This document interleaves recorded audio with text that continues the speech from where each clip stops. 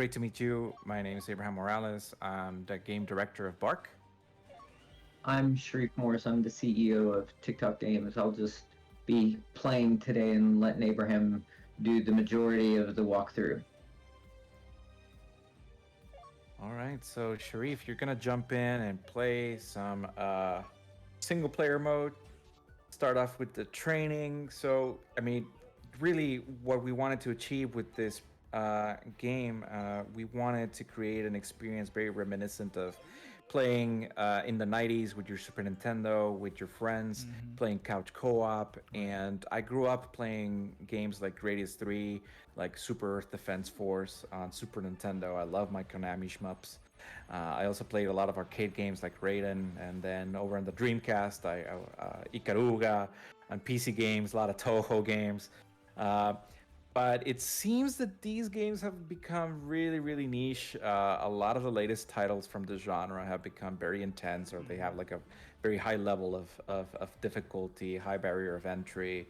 So we wanted to create an experience that more people could enjoy. We wanted to share our love for the genre with friends and family that always wanted to get into it, but have felt the experience very, very intimidating.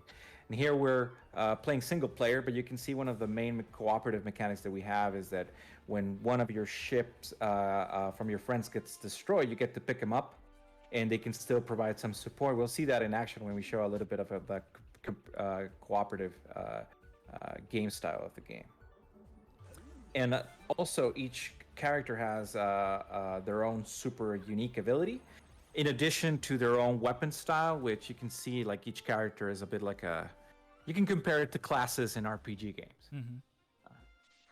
But yeah, each character has its own unique playstyle, its own unique weapon, and also its very particular super attack. And when you're playing cooperatively, the great thing about your super attacks is you can actually fuse your and stack up those super attacks, and it gets pretty intense for the enemies on screen. You completely wipe the screen out.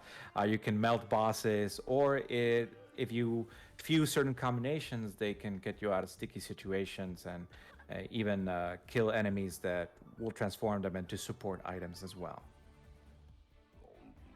Yeah, So this here we're game. seeing our cast of characters. Oh, sorry. Mhm. Go ahead. I was just gonna add real quick. This game really does give me that nostalgic vibe, and you had mentioned Ikaruga, and it just like brought me back to the '90s as a kid. And but yeah, you do have like this colorful cast of characters, and they all seem really cute, and this is just reminiscent of, like you said, those games you probably play with friends or family. Yeah, well, usually games that are shmups are just very, uh, very heavy on the mechs and art aesthetics that are look sometimes very busy, or recent revivals of beloved games from the era, like all completely done in 3D. And we wanted to find our own unique art style for this, so um, we decided not to go sprite based, to not go 3D. We wanted something hand drawn, make it very unique, um, and it looks very approachable and accessible just because of the aesthetics themselves. But at the same time, we're trying to tell a story here that sometimes it doesn't take itself too seriously, but we wanted to put the player and for them to understand that there are high stakes of the game, and to meet all of the characters that are involved in this story.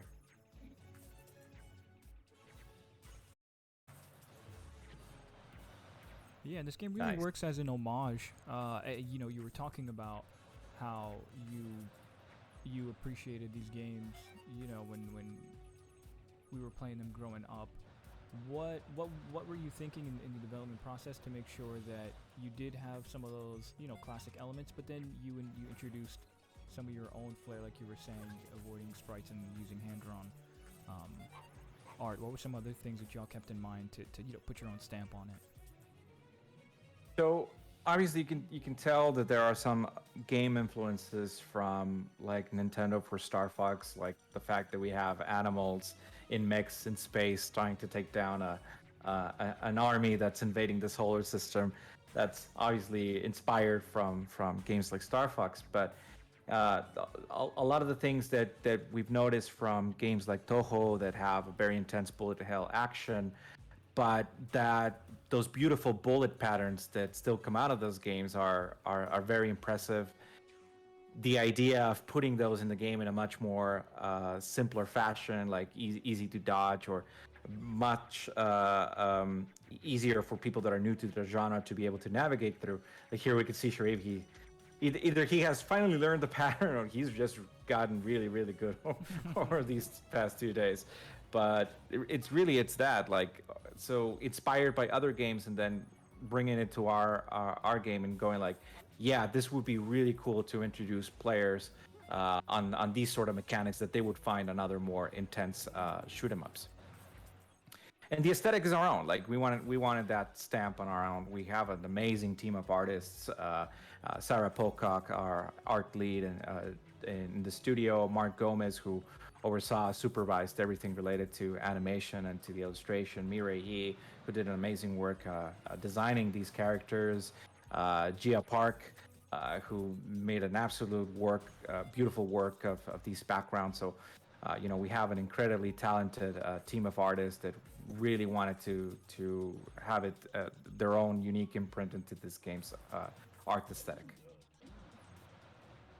And it came out really nicely. I really do like how it looks, and I think your team put a lot of heart into it. What were some of the hiccups or challenges you came across when going from the player of these games to now the developer of it? What were you keeping in mind? Were there times where maybe you felt the screen was a little too overwhelming or too underwhelming? What was that like, balancing the action on screen versus what the players will be able to control and what they'll have to pay attention to and so on? Definitely a lot of playtesting, because sometimes I felt that the levels were too easy, and playtesters just basically sat me down and put me in a room and said, "No, it's not. It's challenging." Right. So it's finding out different people that were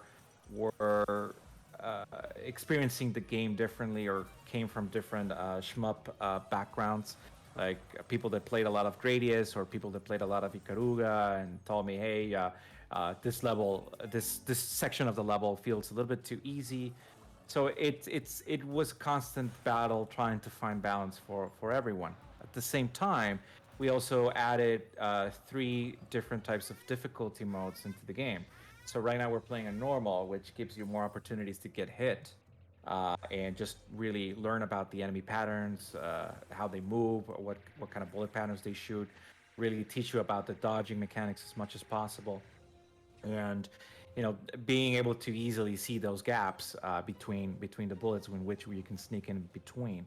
And then you have hard mode, which is more aimed for people that are more familiar with the shmup genre. And we also added insane mode, which is a mode that will definitely get shmup veterans' skills tested quite a bit. So trying to appeal to everyone, making sure that this was an onboarding experience for people of the genre, and doing a lot of playtests on our end to make sure that we're getting it right. And so, what's the multiplayer look like? Are you sticking to, just local? Are you hoping for or aiming for multiplayer, like online capabilities? What does that look like for this game? So we wanted the game to be as traditional as possible, so we really aimed for that couch co-op game experience.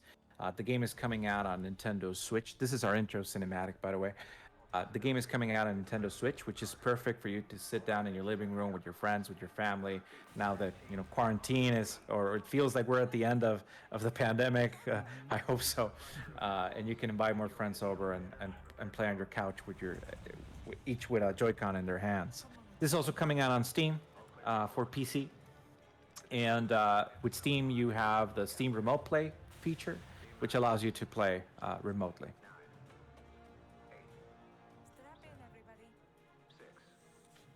Very cool. So, what's some of the lore behind this? Especially with these So- sweet animals, and now they're probably about to get sent off into space. So this is humanity basically leaving Earth as the Earth has been invaded by this robotic army that came out from the sea. So all of the robots are basically sea life based. The main antagonist is killifish from the Pacific Ocean who, with pollution, mutated a giant brain that basically allowed him to create all of these crazy mechs and drive humanity out of their own planet. So here, this is where we're going to be tugging at your heartstrings here a little bit. Mm-hmm.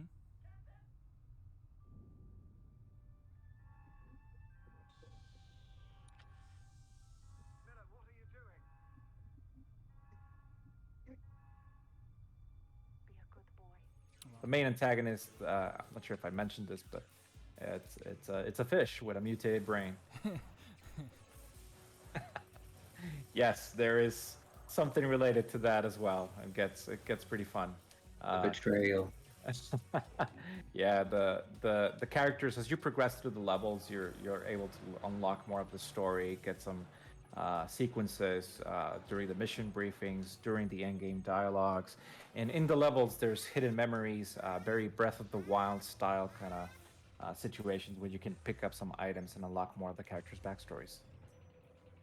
I think it's really charming, and it suits the game too because it goes beyond just the genre, but it gives you something to remember these characters and these moments by.